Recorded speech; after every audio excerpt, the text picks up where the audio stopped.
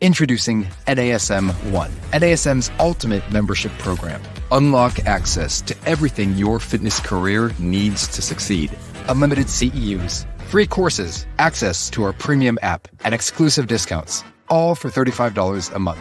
NASM One is best-in-class tools, cutting-edge certifications, confidence in your craft, and everything you do as a personal trainer made easy, so we can achieve our greatest goals together as one. You're listening to the NASM-CPT Podcast with Richey, winner of the Share Care Emmy Award for Social Storytelling and the official podcast of the National Academy of Sports Medicine. Hey, y'all, and welcome to the NASM-CPT Podcast. My name is Richey, and today I'm going to read an email. It's kind of an email based off of a previous episode that leads into what we're going to talk about today, which are what are some of the options that I have if I don't want to train at a gym anymore. I need to know, like, if I don't want to be in a gym, that gym environment doesn't sit right for me, what are my other options I can do as a personal trainer? So let's start with this. The question that was at hand, it said, thank you for sharing your tips and advice during your recent podcast episode, what to do if the gym isn't right for me. After listening to this episode last night, I want to reach out to you today.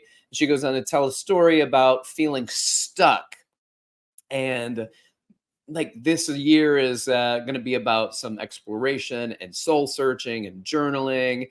And that the podcast really resonated with me, quote, last night, because I don't feel working in a gym is the best fit for me. I'm seeking a full-time position with a consistent schedule, consistent number of hours each week.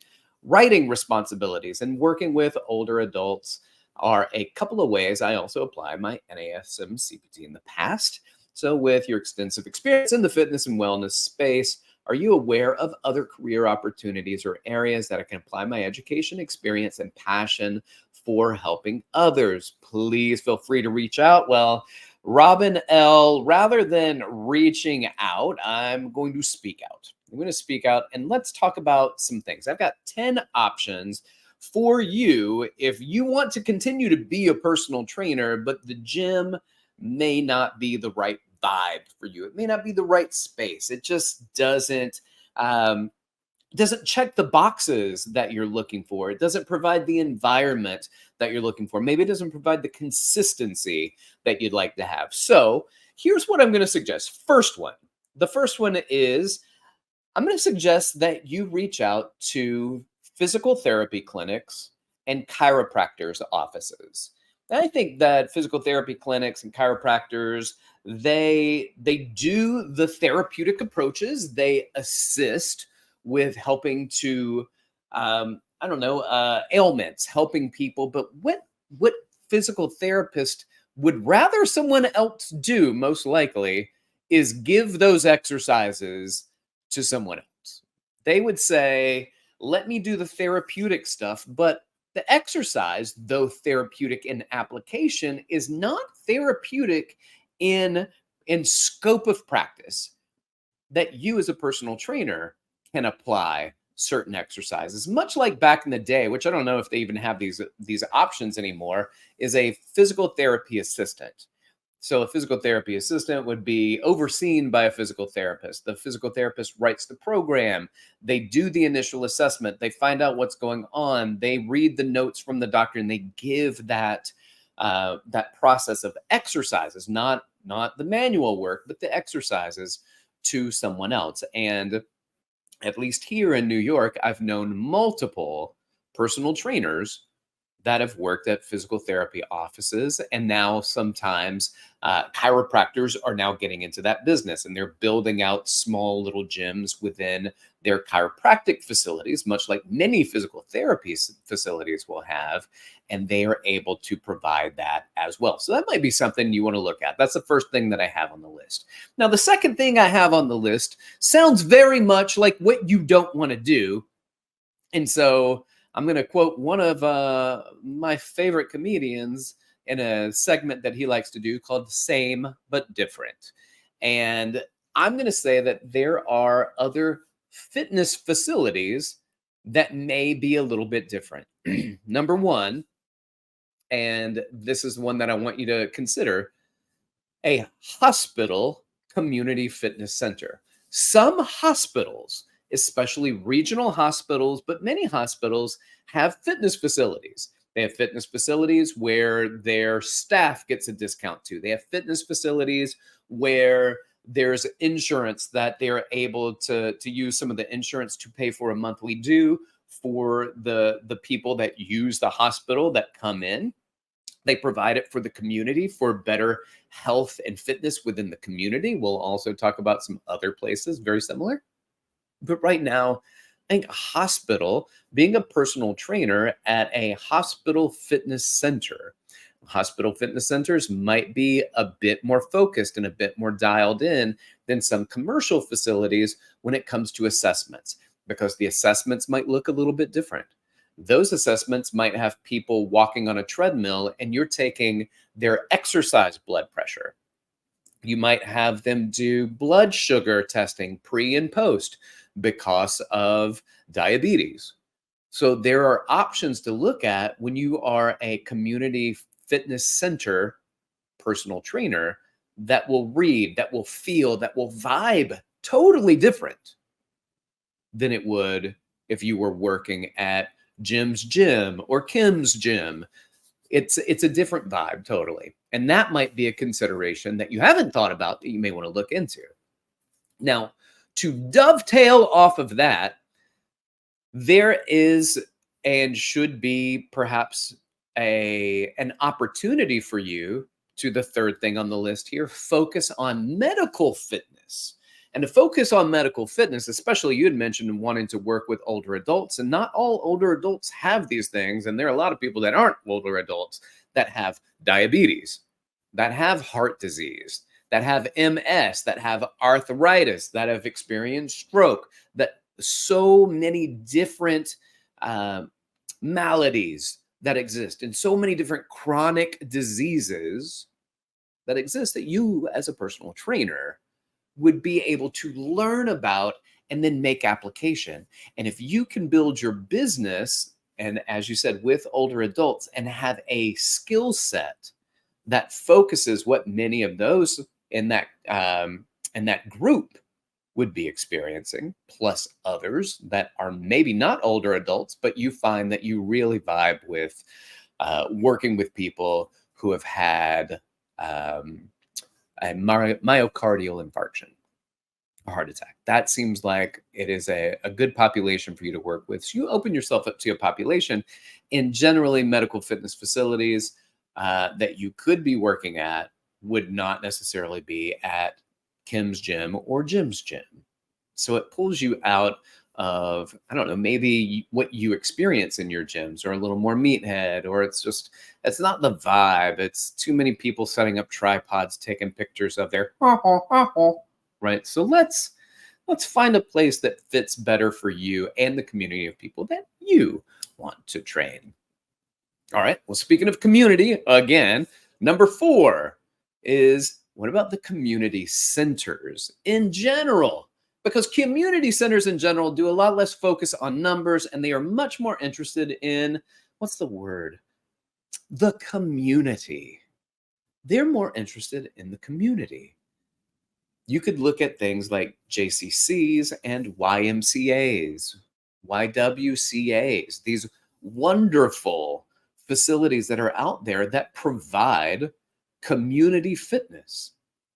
And what I also like, there are many places that also may have a parks department. And if you've got a city with a parks department, sometimes the parks department will have fitness facilities that are open for people. And it might be a small and nominal fee that they pay to utilize those facilities. And to be a personal trainer there might be a bit more rewarding, and it might provide you a different environment to work at that makes you more comfortable in what you're doing. All right, next one. Consider this. Consider this, if you will. I'm just going to paint a little picture, and if it lands, great. And if it doesn't, slough it off and on to the next one. But consider maybe getting a teaching certificate and becoming a PE teacher.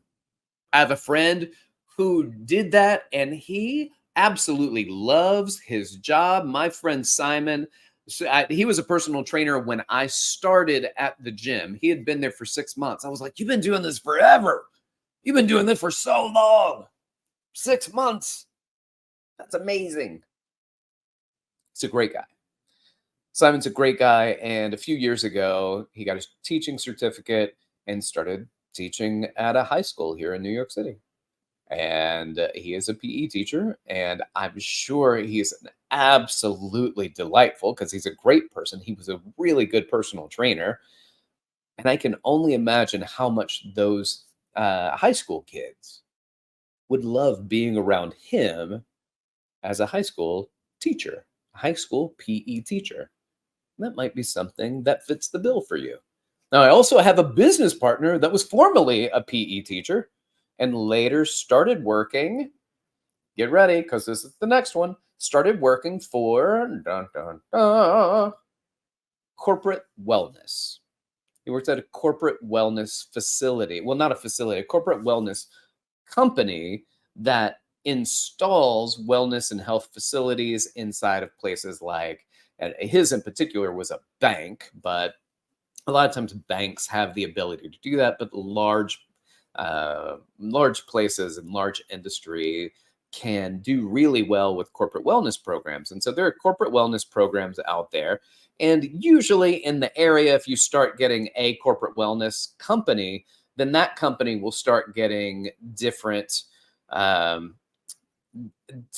gigs. They'll be able to book several different corporations in your area. And so you could probably find a place that if they don't have a place for you at, I don't know, Chase, then maybe they also have a Bank of America gig, or maybe there's a Coca-Cola bottling company and they have a wellness program there and that you could work at. And a wellness program is not just a fitness facility. At a wellness program like that, sometimes wellness programs include things like smoking cessation. Could be some coaching that goes along with that, making better decisions and identifying roadblocks and that type of thing. So that may provide you an opportunity where that company can coach you up on how to coach others. So a corporate wellness program might be very good, might be a consideration we're going to look into. What else? Well, you may want to think or consider teaching classes. I know that you want to be a personal trainer, but personal trainer is a lot of one-on-one, which means you are able to be far more detailed with the programs that you put together and the individuals with which you work. So you can spend time and do individualized assessment and then individualized feedback based on the assessment. You may not be able to do that. Most certainly wouldn't be able to do that in a group fitness class. However, you have a lot more influence in a group fitness class, not necessarily an individual influence, but group influence. You influence 20 people in an hour versus 1 people. You can help to make change and inspire change and help to deliver an experience that is surrounded with love and excitement and encouragement and inspiration that you provide, that they leave with. And they are encouraged and they are emboldened to make better choices in their lives, even outside of their fitness, because of what you can help provide them within the realm of fitness. And you can do that.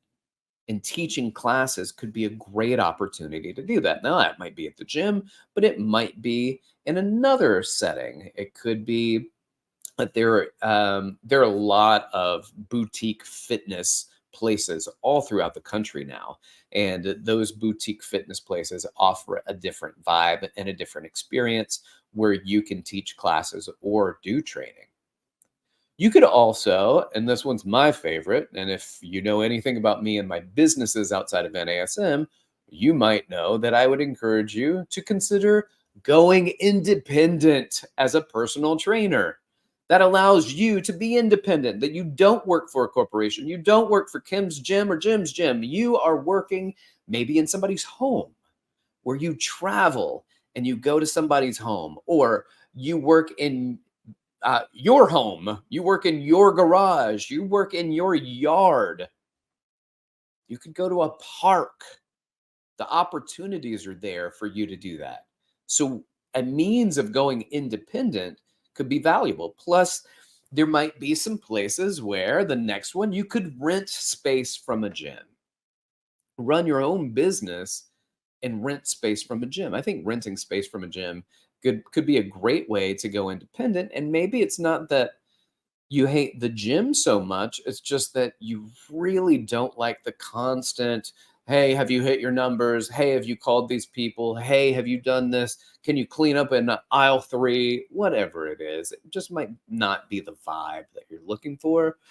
But if you rent space and go independent, it might be the exact vibe you're looking for. Second to the last one, you might want to consider starting an online fitness business. It can be online training, it could be programming, it could be coaching. You could do this one-on-one. I have several people that I meet face-to-face online, and just like a personal training session, I'm face-to-face with them and we do it online. You could also just write programming. I learn a little bit about you, who you are, what you want, aches, pains, things that I need to avoid, and then put together a program.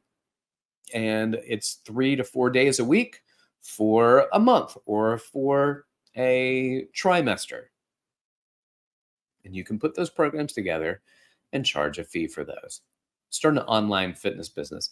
Several years ago, I had the opportunity to speak, and I've probably told the story before, so stick with me if you've heard it. I was with my wife in Thailand. I was invited to Thailand to go speak at a conference, the Asia Fitness Conference. And we went several days early so we could go and explore Thailand before we went to Bangkok, where the conference was. And we were at an island, off of an island. So we stayed at an island called Koh Samui. And then off of the island of Koh Samui was another island. And I can't remember what it's called, but it's like the Moon Island. If you know, you know.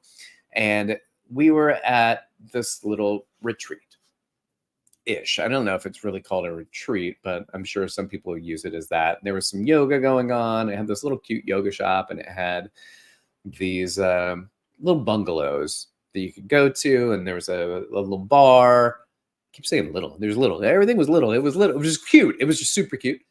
And I look over, and there's a young woman sitting at her computer at a table in the bar area, which is outside and amazing. And she's on the computer. And then my wife and I, we go down in the water. And then an hour or so later, we come back and we sit at the table. And we're going to have lunch. And I look over, and the young woman's still there. And I looked at my wife. I said, you know what she's doing? You know what she's doing? She's working. She's working from an island in Thailand. How amazing. So she's got an online job. Whatever she's doing online. And this is perfect. It's just like the epitome of the Tim Ferriss 4-hour work week, which is basically what any and every one of you can do now as a personal trainer. Is you start to shift business online, and you can go to an island off of an island in Thailand, and you can still do the same amount of business sitting at a beach bar there as you are right now.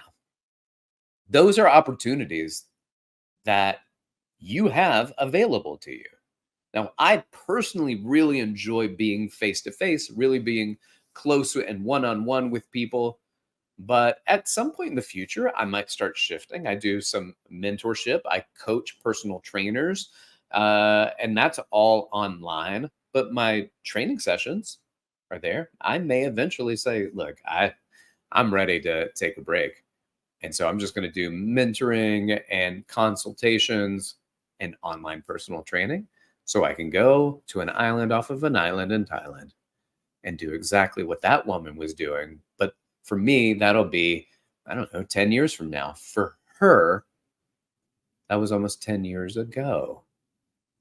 And it had to be in her probably mid to late 20s. Yo, girl got it figured out. She had it figured out. Another thing, number 10, that you could do And this is all still part of potentially working with corporate wellness, working with the community centers, potentially working in gyms or working independent, is that you can become a wellness or nutrition coach. And all of this could also fit into place within the physical therapy or the chiropractic's office. Being able to work with someone as a wellness coach or a nutrition coach is an absolute powerhouse of a skill set.